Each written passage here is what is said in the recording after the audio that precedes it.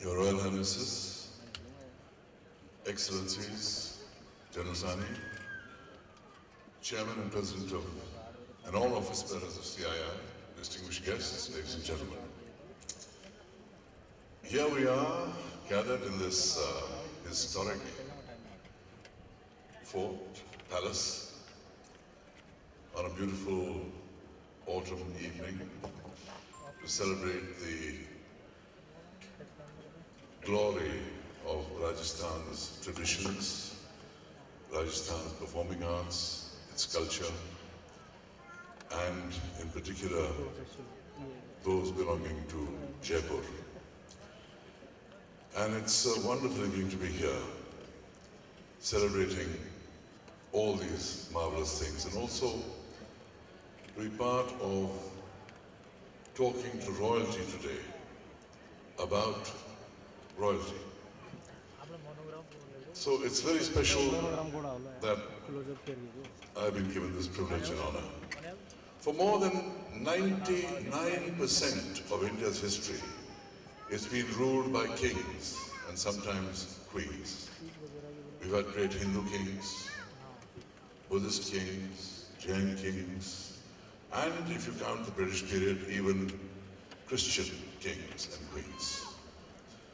We've learned of great Indian dynasties, of the Mauryas and the Guptas in the north, the Cholas in the south, the Chalukyas in the west, the Palas in the east, and of course, the Mughal dynasty. But the kings and kingdoms of Rajasthan have always had a very special place in the hearts of India and the world, because there is a certain magic, a certain romance, a certain breathtakingly beautiful quality in their magnificent palaces, in their imposing forts, in the colors that people wear, in the cuisine they have, in the warmth of their hearts. So Rajasthan is almost seen like a poster for India, because it is so remembered and admired by Indians and people across the world. We'll come back to the royalty from Rajasthan in a moment, but I just want to mention that at the time of India's independence, there were 565 Indian princely states. And the British, true to their policy of divide and rule at the time, returned power not to the young Indian government, but to the 565 princely states from whom they took that power, or who at least represented them. And so it fell to the new government to ask these princely states to join the Indian Union. Fortunately, all of them did, except for two exceptions, Junagadh and Kashmir. Junagadh fell in line soon enough, but the indecision of Kashmir has cost India almost 60 years of conflict across our borders. I just want you to imagine what would have happened to the history of India if 565 rulers had collectively decided not to join the Union. The history of India would have been very, very different. And so, for whatever the reasons that they chose to join, the fact of the matter is we owe an enormous debt of gratitude to the royalty of India for their role in history and for their role in making India a secular, democratic country. And I think we should applaud that.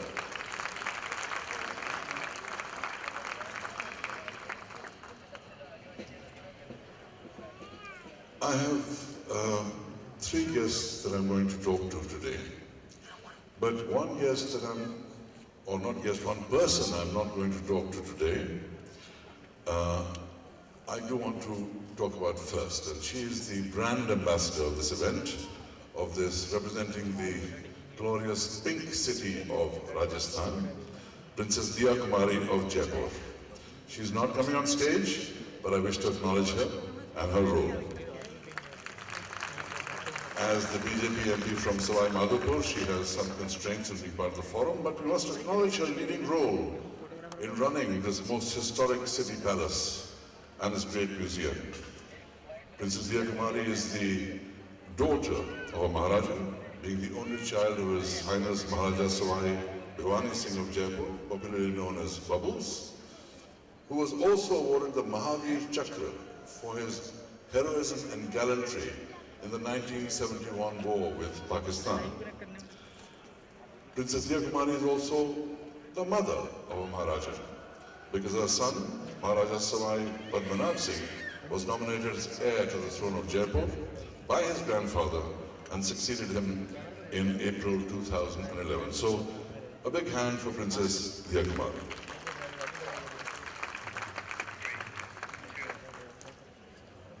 The next royal that we have here is from the historic Rajasthan city of Karauli. Her Highness Maharani Rohini Kumar of Karauli, elected as MLA of the BJP in the previous Rajasthan Legislative Assembly. She comes from the Jaipur family and is presently married to His Highness the present Maharaja of Karauli, who is the 43rd in the line of descent. It's interesting that the modern princely state of Karauli was formed about 995 AD by Raja Vijay Pal, who, according to legend, was the 88th in descent from Lord Krishna himself. So we want to hear about that too. In the meantime, may I invite Maharani Rohini Kumar of Karauli to please come on stage. Please welcome her.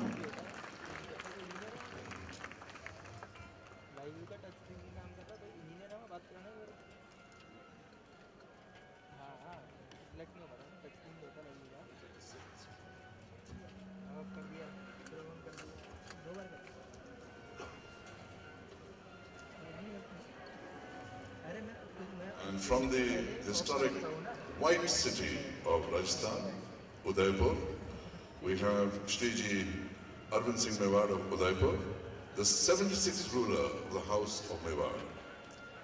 Shriji preserves the vibrant cultural heritage of Mewar, especially its city palace complex in Udaipur, from where many philanthropic charitable activities emanate. He is a trustee of the Maharana Mewar Charitable Foundation, whose purpose is the propagation of eternal Mewar for global and Indian audiences. And that also has to do with the propagation of art, culture, heritage and tradition. He is also the Managing Director and Chairman of the HRH Group of Hotels, which is India's largest and only chain of heritage palace hotels and resorts under private ownership. It offers royal experiences of life, island palaces, museums, galleries, and of course his legendary car collection. He's a keen sportsman and aviator. As I mentioned, loves vintage cars, a well-loved figure in India and abroad. May I invite on stage Sri Arvind Singh Ji of Mewar, and please welcome him.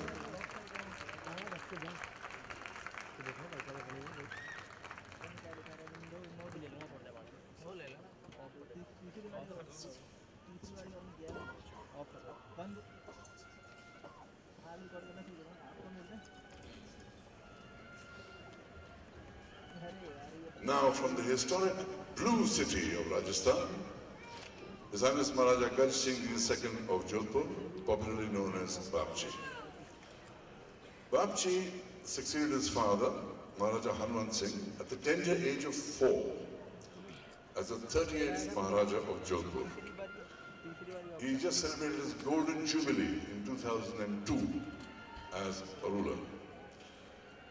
He had a classical English education, going from Eton, known as the breeding ground of prime ministers, to studying politics, philosophy and economics at Christ Church in Oxford.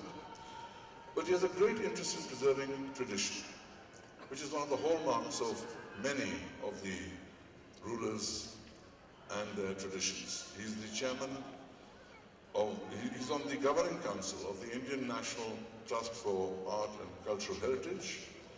His forts, Mehrangarh and Ahi Chhatragarh, which is a 12th century fort in Nagaur, are both managed by the Mehrangarh Trust. And they're both outstanding examples of conservation and restoration. He actively promotes the arts, music, and other cultural traditions. and he has many philanthropic foundations under his name. And one that I'm personally involved with is Indian Head Injury Foundation, for which I volunteered my services to him both at fundraisers in London and Bombay. And he is an extremely colorful human being, full of good spirits, and carries on the great traditions of Marwar in the finest traditions of royal houses. Please welcome on stage Maharaja Gaj Singh II of Jaipur.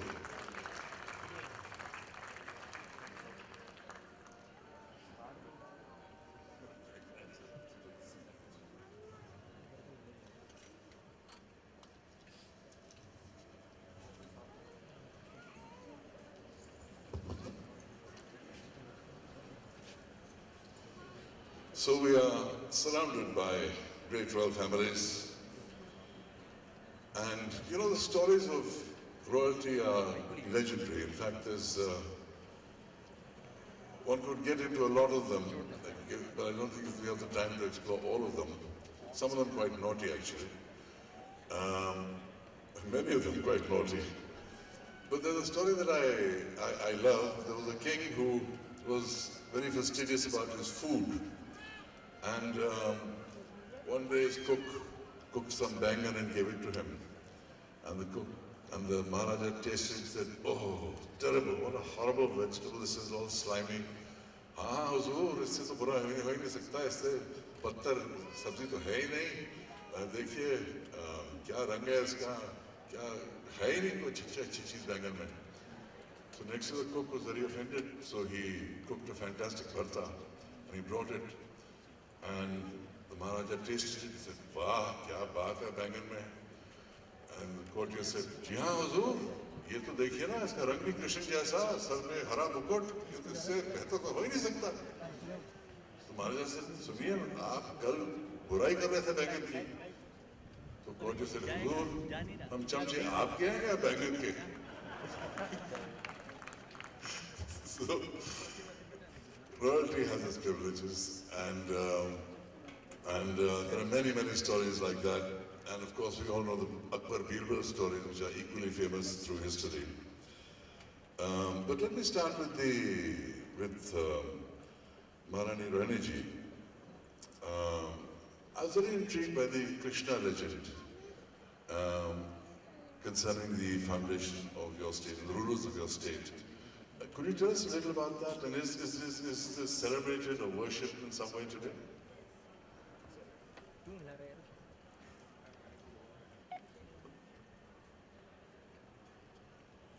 We are the Yaduvanshis. Yeah. We are the Yaduvanshi, Lord Krishna's dynasty, Karoli. So we have a very nice temple over there. And the murti went from Jaipur. It was in the royal family of Jaipur. So it is gone to Karoli. Like Govind Dev ji, it's Madan Mohan ji. So my husband is the sole trustee, and since many years, since the rulers from beginning, we worship it, and so many religious activities are there. 4 o'clock in the morning, the worshipping goes on till 8:30 at night, every day. And wow. We get the water from the Yamuna, and the prasad and everything is also done by the Bengali family, Mahamans. So the water is brought from the Yamuna all the way to Karoli? Now, and worshipping goes on, yes. Right. Could you keep the microphone a little closer to you? Because Yes. I can hear you clearly, but I'm sure some of the people may need to hear that. But I think we need one more microphone if possible. Or maybe you can share yours with Babji. Sheji, if I may call you that, the House of Mewar represents the longest serving and totally unique custodianship in the world. It's an unbroken legacy, I am told, since 734 AD. Now, how do you feel about that? Does that give you a sense of superiority, a sense of responsibility, a sense of what?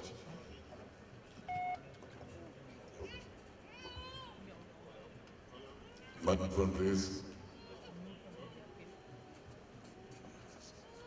Hello? Yeah. Uh, no, certainly not superiority. I think, as we very clearly describe ourselves as the longest serving dynasty, because we believe in the custodianship form of governance and not the kingship form of governance, Right. which is where the main difference is. So how would you describe the difference between custodianship and kingship? Custodianship is held in trust. Custodianship is something where you are serving the people, whereas in the kingship, the ownership right of the state vests in the king, while in the custodianship it vests with the deity which you worship, Right. and that is where the title of the state, the ownership of the state vests, and therefore you are not the owner.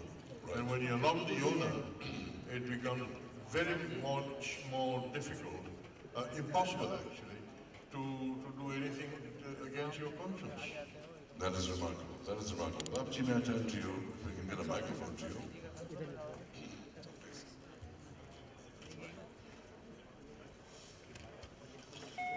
Babaji, give us a sense of your family history. Who were Jodhpur's greatest rulers?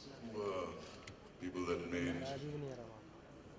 a major mark on the history and people of Jodhpur? My immediate family descended from Rao Siaji. Rao Siaji came from Kanauj after the empire of Jaichand collapsed, Right. with a handful of 200 horsemen, like the samurai. And Really? and they came and they settled in the village of Pali, the town of Pali, where the Pallivals were the rulers and the tradespeople. The Pallavas. Yeah, and they gave them shelter, and they said, "You look after us, you're warriors."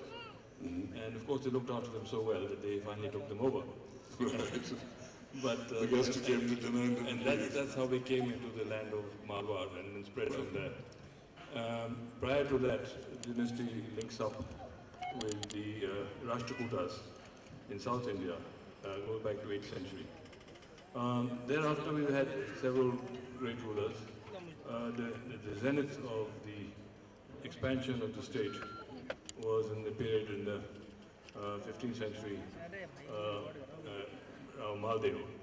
Right. And he covered territories all the way almost up to the borders of Delhi, 90,000 square miles of Right. territory.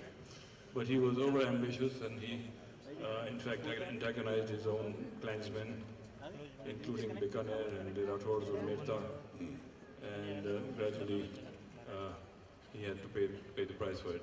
Right. But Sher Shah Suri, when he invaded Marwar, he said, "I almost lost the empire of Hindustan for a fistful of bajra." That's what he wrote there. Right. Now, the Umayyad Bhavan Palace in Jodhpur, which is such a fantastic architectural statement, is a relatively modern building relative to all the other historical places in Jodhpur. What is the story behind the construction of Umayyad Bhavan? Well, Umayyad Bhavan was the last of the great palaces built in the princely era by my grandfather Maharaja Umayyad Singh, and is known as the Jazz Age Palace. He was reluctant to build a new palace, as everybody else was doing. But that was the need of the hour, because the style of entertainment and the demands of hospitality had changed. So the crux happened when we had a major famine. A major famine. In the state. And my grandfather then felt that work had to be given. People said, "Give us work." The state exchequers were almost dry. So from his private fund, he really financed the palace as a labor project. So he basically privately financed the palace to give people employment during a time of famine. Yeah, And so we got this glorious creation called the Umayyad Bhavan. What a and remarkable. 3,000 people were employed and it went on through the war years, right up to 1943, so about 13 years. 13 years it took to build that. Wow. And in modern times too, which is even more remarkable. Who were the legendary or the greatest rulers of Karauli? Who were the best known rulers of Karauli? Maharaj Arjun Pal Ji, Maharaj Gopal Singh Ji, and we still have the Chhatris and people worship him like gods and all also. And what were they famous for? They are all descendants. We are the direct descendants of Lord Krishna. So Right, right, right. Yes. And we had our own powers and territories in the olden days. So Right. Great. Shriji, if I may ask you, the world famous lake palace in Udaipur, Shivnivas, the Shivnivas in the city, in the area where you live, the Shivnivas, where we shot the James Bond film, the Shivnivas. So there's the lake palace, there's the Shivnivas, there's the Jag Mandir, there's the city museum. When and how was the lake palace created? And with what in mind? Lake Palace was our first, the family's first commercial venture. Well, father decided to convert it in the year 1961. It was a summer palace, and It was built as a summer palace originally. always been, since 1776 1776. is when it was first built. That would make it one of the oldest hotels in the world, I'd say, somewhere. I would think so. Yeah, I can't imagine any hotel that started in 1776 and is still operating today. Yeah, but it wasn't a hotel at the time, so Maybe, but it is today, so it becomes. the building is. Absolutely. I think we need to put up a sign saying 1776. Quite right. So father converted that into a hotel in 1961. We opened in 63. Right. So it is an ancient hotel. And Jag Mandir was where Shah Jahan was given shelter. Jag Mandir in Jagnivas, which was then converted Sorry, into Jagnivas. was converted into a lake palace, were built by Maharana Jagat Singh Ji, and they were named after himself. I see, I see. You know, I have a story to share here because I shot a film called Taj Mahal where I played the Emperor Shah Jahan. This was shot both in the Mehrangarh Fort in Jaipur as well as near the Lake Palace in Udaipur. And one day when I was in my entire regalia as Shah Jahan with long white beard and long white hair and imperial robes and ready to go for shooting, I received word that Shriji, Arvind Singh Ji wanted me to come and meet certain guests of his who had assembled for this vintage car rally. And I thought to myself, I can't go like this, but I can't change out of it because I've got to shoot. So I thought, so be it. So I went and I appeared looking like Moses, looking like Shah Jahan, met all his guests, introduced myself, etc. And they said, he looks like a king. I said, yes, but here's a real king. And the same thing I did in Jaipur. When people said, you look like a king, I said, this is the real king. I'm just play acting as a king. So I have fond memories of both cities, having shot that film there. And both are such wonderful historic cities. And as a student of history, I'm constantly excited by all these great Rajasthan cities that I go to, by what I know about them and what I want to know about them. But let me ask Mahadi Raniji, you have a temple called the Kela Devi Shrine in Karoli.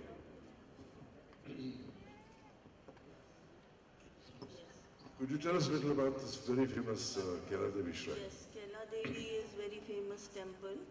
It's the Ma Shakti Peeth also. And Chamunda Ji there are two devotee statues over there. One is Who are Chamunda the Ji, presiding deities? Chamunda Ji and Kela Devi. Okay. So we have a very big fair also, and lot of devotees come from all over the world, from India also, and they come by foot. And it's a very big yatra also in March, Kela Devi Mela. The Kela Devi Mela is in March. How many people come to that? They come from all over India, and they come by foot also from Agra. Lot of devotees Thousands of of us, people. they travel by foot. Right. And it's very famous. I'm sure it is. Babji, Mehrangarh Fort.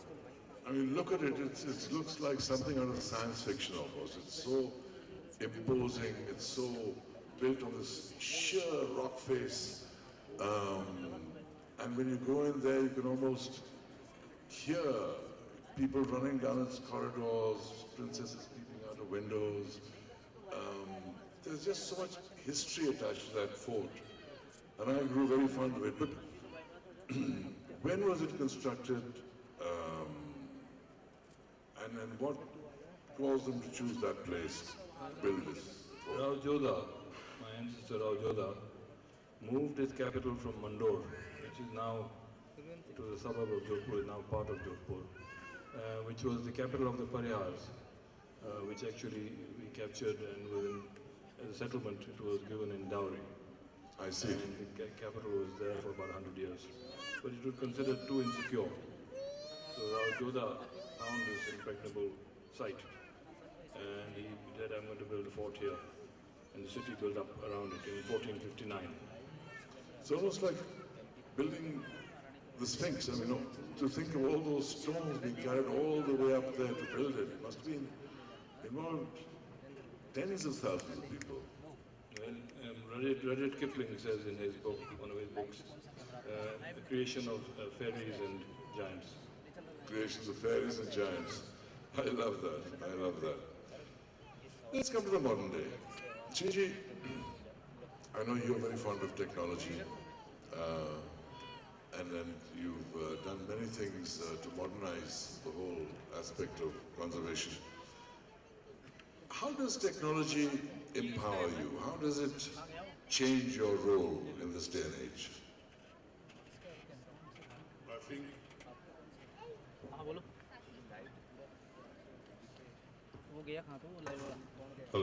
Yeah.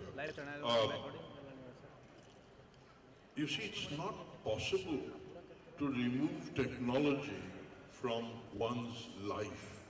Technology is not something that we have adhered to or discovered in the 21st century. The family was mining and smelting zinc in the 14th centuries. And, and zinc, those mines still exist, by the way. And the very primitive way of mining zinc and smelting zinc, because zinc was a metal which was required all over the world. Yes. And Udaipur didn't happen to be a port or any such maritime state where customs duty or excise duty was levied, and the state had a revenue in their exchequer for the purpose of paying the taxes. So, you see, in the 14th century to now, I mean, we have been close to technology, and I feel that life is dynamic. It is something where you need to continue to deal with technology, because technology is something which is, you need to make it work for you, and you don't work for the technology. Right. So, you have digitized a lot of Yes. things. Tell us the kind of digitization, things you've done in digitization, because I feel that the legacy and technology can work in two ways. One is in tangible ways and intangible ways. right. And it has to be made to work in both, because your culture, your heritage, your legacy is something which is not unidimensional. Yes. And as you said, digitization is but one example. Converting palaces into something which are productive, revenue generating business assets is another example. Right. Food, cuisine, and so on are intangible examples. Rituals that happen at a wedding are yet another example. And we call it the living heritage, because these are something, if we do not carry on, are going to be forgotten. Absolutely, absolutely. And then So- the digitization of music and performances and all Yes, those so things. it's, the point I'm making is that you be careful to make sure that you not only just preserve the tangible but also the intangible assets Right. of the legacy. Right. Perhaps I'd like to ask you, thank you. Okay. I'd like to ask you, in terms of how you see the role of royalty in the modern world. For instance, the transformation of Jodhpur that we are seeing into quite a dynamic city that's grown leaps and bounds. How do you see your role in that? Well, in the current democratic era, I see myself as an ambassador for Jodhpur and a conduit between the past, the present, and the future. Right. A bridge between tradition and modernity. And that's what I set about trying to do. And as Shiji said, it is important to keep our cultural heritage alive, Right. and particularly the intangible side. So do you find that the government supports your initiatives, or do you support the government initiatives, or there's two separate things? Well, we tried to find ways and means where we could work together, but for a long time we didn't get the recognition that we deserved and we were craving for. But still, regardless, we went ahead and did what we thought was correct and our duty and our birthright, and because that is our heritage.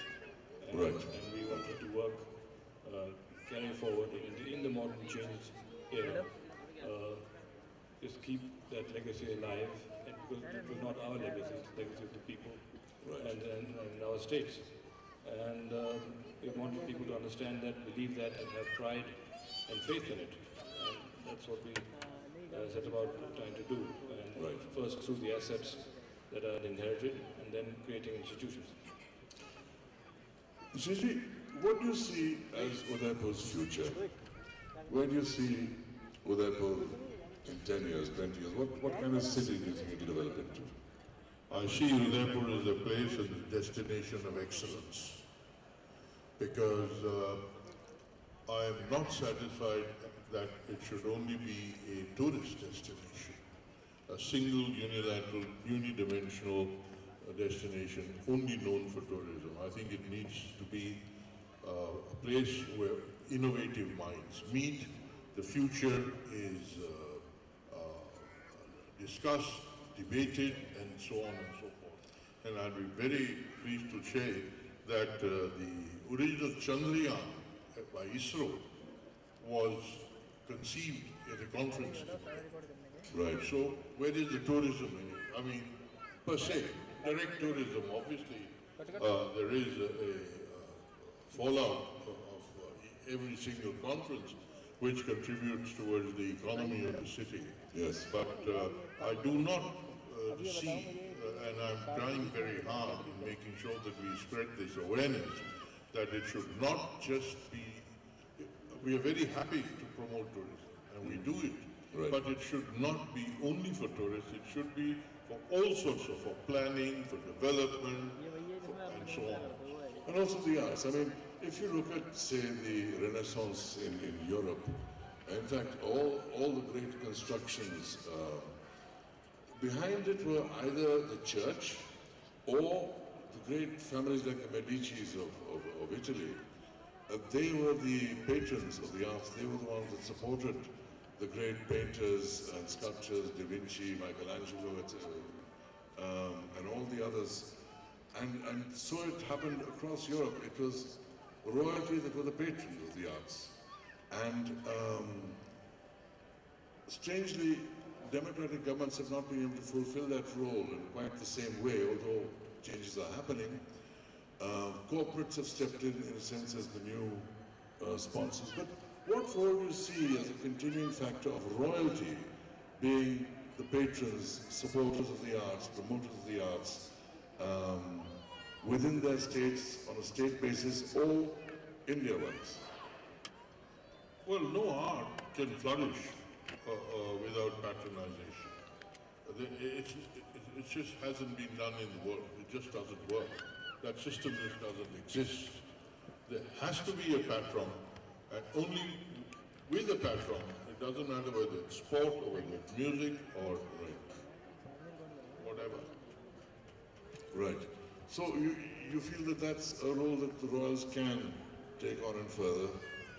I'm not sure whether it's the word royal is the right word in today's Royal houses, in today's context. the Maharajas and Maharanas. Well, I think nobody can take our legacy away from us. Right, right. Nobody can take our succession away from us. Right. And I think in today's day and age and world and the way one perceives, I think that is more important than trying to sit on a pedestal of our forefathers. Right. And you know, it's better. Right. I like to live today connected to the real world of today. Right. And if I have to make a mark in my life, I need to make a mark today. Right. Absolutely. Thank you for that, Srinivas. Thank you for that.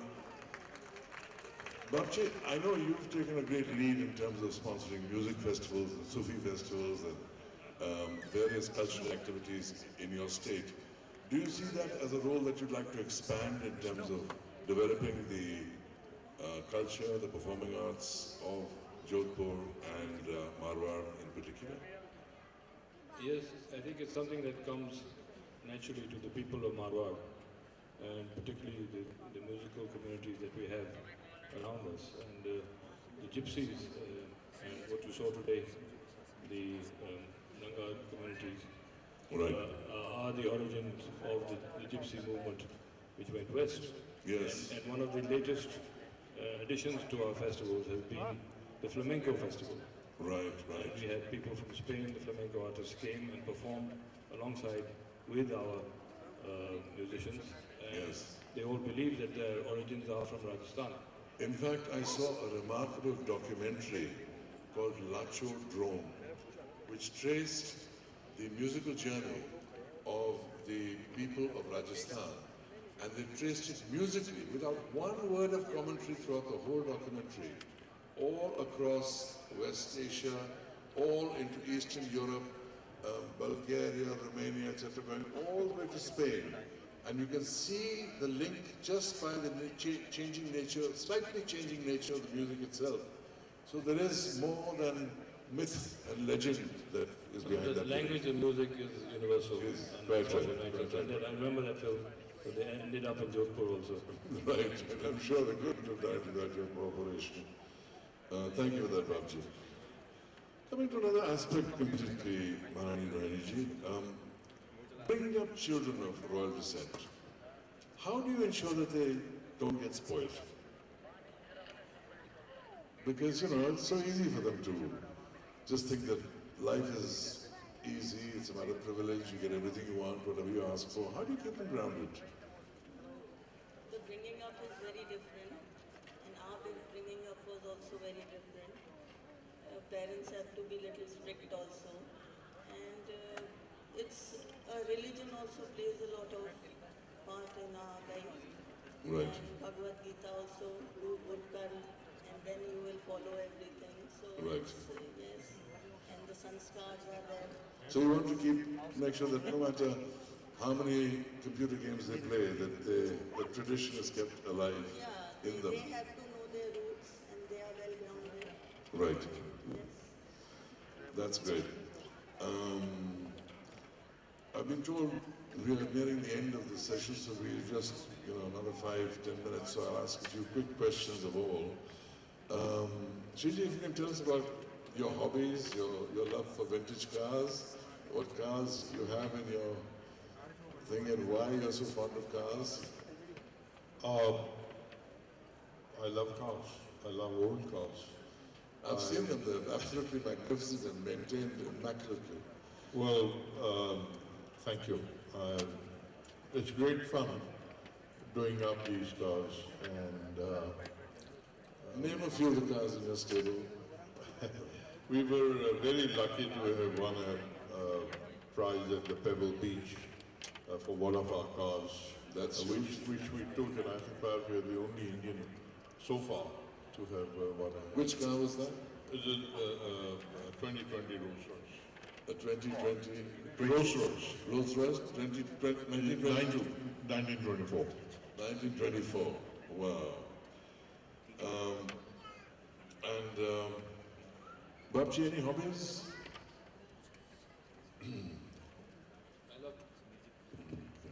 I love to travel, and I think my greatest relaxation is to get into the great wide open, into the great wild open spaces. Wild open spaces. No shortage of that around Jaipur.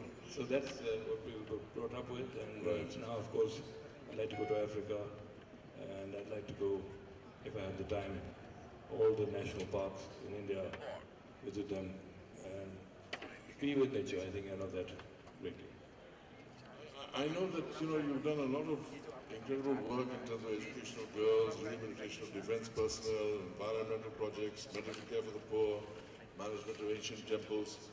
But the Indian Head Injury Foundation stemmed from that injury that your son received, and it gave me great joy to see that after prolonged treatment he recovered, and I was invited by you very kindly to this marriage, a spectacular marriage in Jaipur and Jodhpur.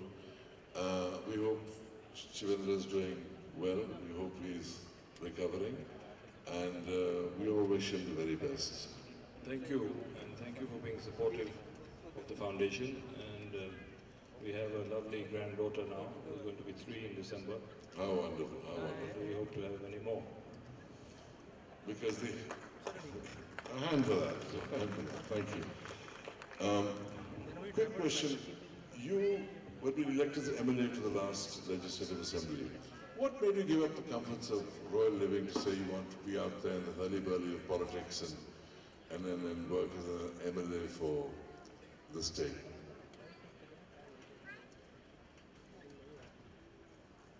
When I was elected MLA, I stepped out for the first time for campaigning, and I saw, like, my area is a hit-back area because Karoli is quite near the Chambal, and we are famous for the Chambal dacoits and all sorts of stories. And it's a very hit-back area, and poverty is there, everything. But when I met the people, I felt like girls' education and so many things, illegal mining is there, lot of things are happening. And when we went out, people came to us like they would make roads of flowers and welcome us. And when we went to the villages, the ladies and the girls waited for us to say their problems. Like, certain problems, I was shocked, like nobody hears them, they have no education and all. So more and more you feel like doing for them, and they are our people, so why not? And our ancestors have done the same thing. So we also started doing that. Yes. So basically, it was your desire to serve the people in the royal tradition that led you to do that. We haven't got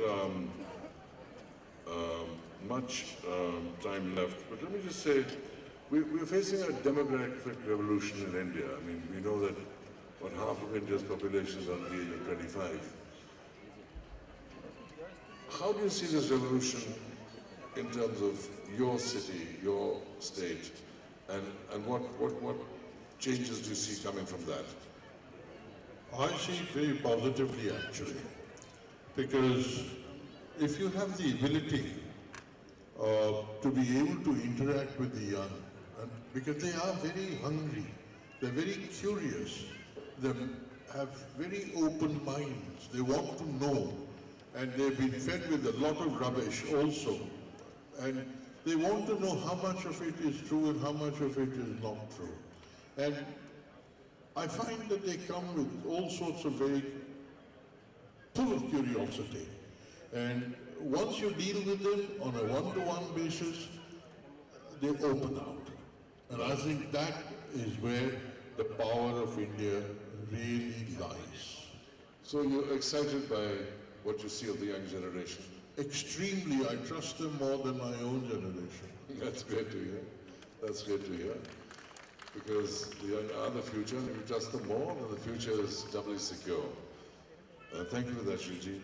Let me ask you, Babji, what are the challenges that you face today that are different to the challenges that were there earlier? You refer to me as a person, my generation, or you're talking about? No, I'm talking about in terms of the role that you play. What are the challenges that the youth face earlier, and what are the new challenges you're facing now related to that? You personally.